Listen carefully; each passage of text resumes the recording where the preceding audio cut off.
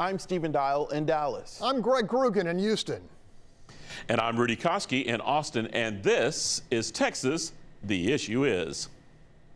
This week, U.S. Democrats in the House made history by electing new party leadership, a changing of the guard. Nancy Pelosi no longer at the helm when it comes to the face of the Democratic Party. I spoke with Congresswoman-elect Jasmine Crockett from Dallas moments after that vote. One of the big differences about being up here is that we definitely don't have a Greg Abbott. Instead, we have a Joe Biden, and we absolutely also have the U.S. Senate, thanks to the amazing Americans that came out and stood up for what was right.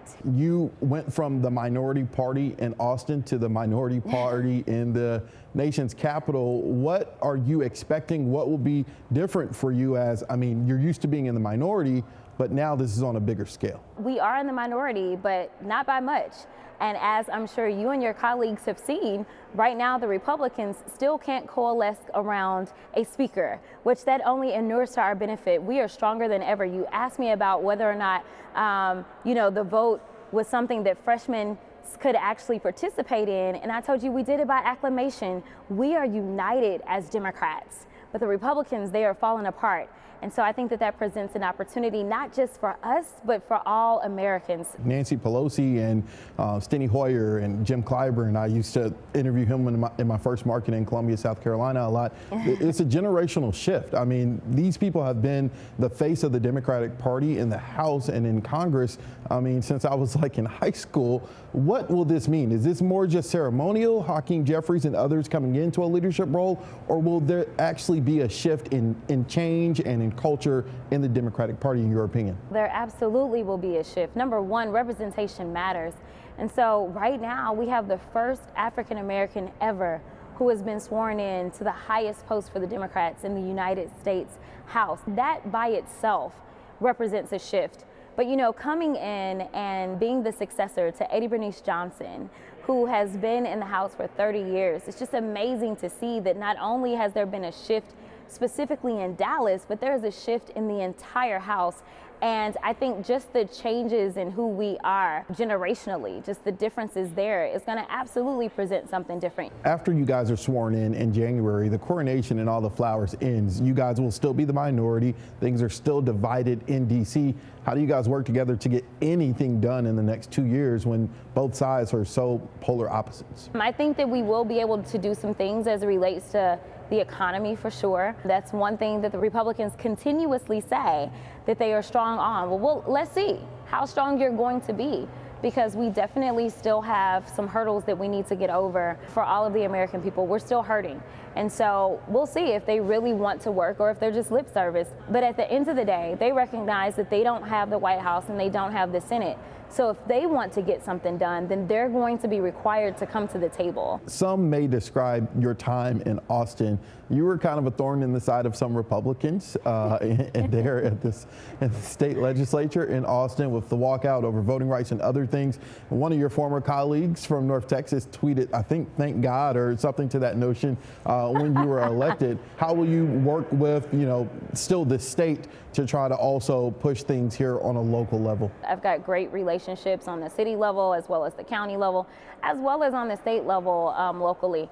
Unfortunately, we see that the Republicans in Texas are out of touch with the majority of Texans, and they basically have cheated in redistricting as well as in making sure that they minimize everyone's vote when it came to the ballot box, right? And so, they can pretend that the people are with them because they continue to win, but we know the truth. And they were upset because I was a truth teller.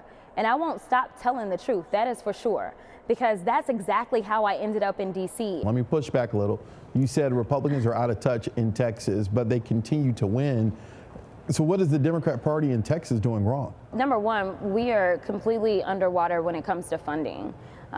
Most people think, you can just kind of get out and knock doors, and you can.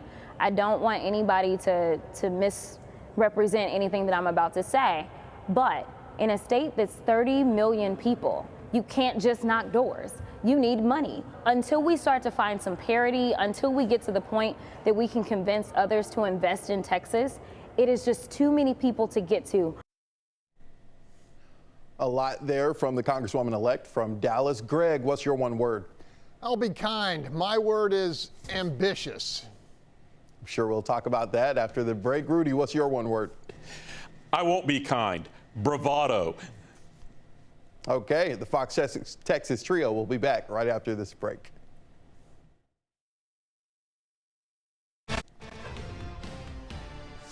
The Fox Texas Trio is back. Greg, Republicans are in the majority in the House starting in January. It's a slim number. Will this slim majority force both sides to work together? Stephen, I'm going to preface my response by reporting I recently was awarded an unsolicited senior citizen discount. Now, that's only relevant because I've seen this scenario before. Should they find common ground? My answer, absolutely. But will we see significant bipartisan collaboration? Not likely.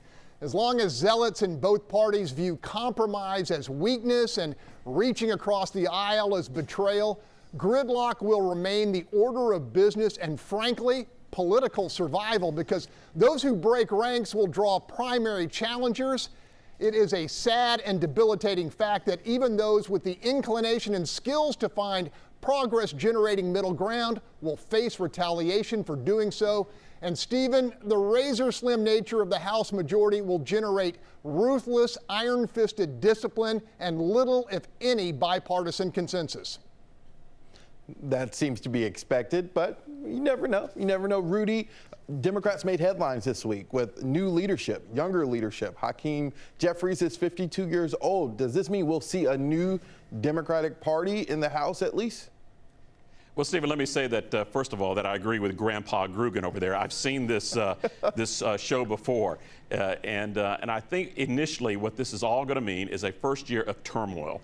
A lot of shouting against the GOP majority, a lot of name-calling, stomping, and accusations claiming voter suppression and civil rights violations. Essentially, a lot of what we have seen from State Representative Crockett here in Austin during the last session of the state legislature. Then in year two, I wouldn't be surprised to see a big internal fight within the Democratic Party, like the one the Republicans had and continue to have with Tea Party members. But this one is going to be between progressives and the mainstream Democrats.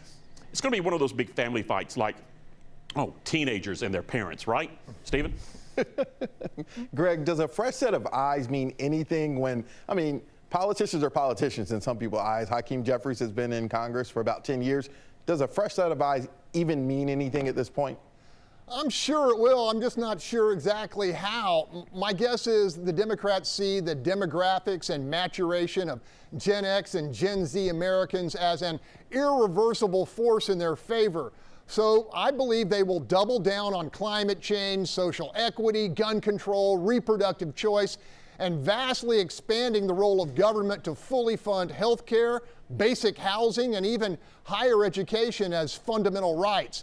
Of course, someone has to pay for all that, and therein lies the age-old choice. How much do you take from the haves in order to support and supposedly elevate the have-nots? So to answer the question, this new generation of Democratic leadership will be more liberal than the last, and that's saying something. Let's see if we can get a short answer. This is for you both. Rudy, you're first. Jasmine Crockett, not popular with Republicans in the state of Texas, of course. Not even popular with some of the old guard Democrats in the state legislature. But is she the type of Democrat that is the new face of Democrats for Texas? Stephen, swagger and attitude are important in politics, but it's not enough. It's why Beto is a three-time loser, why Democrats, their other big gun, MJ Hager, remember her, misfired twice. And it's not a money problem that Crockett claims. The Democrats have a big cash donation election that poured in this previous election. They had the money, they targeted wrong, they chose wrong, they went big, they lost big. So it's the message. They've got to refine the message and stop being so extreme. Oh, Stephen, given that the Latino share of the Texas population is 40% and rapidly growing, my guess is that's where Democrats need to place their short and long-term bets. In other words, identity politics will inevitably dictate a Texas Democratic delegation that's more brown and less black. All right, to see this interview and any of our interviews, you can go to our station's YouTube channels. And this conversation continues on our social media sites. And join us next week as we hear from the two big dogs in the Texas legislature, Lieutenant Governor Dan Patrick and House Speaker Dade Phelan, as they telegraph differing plans for the state's monster $30 billion budget surplus. In the meantime, don't forget to tell us what you think the issue is.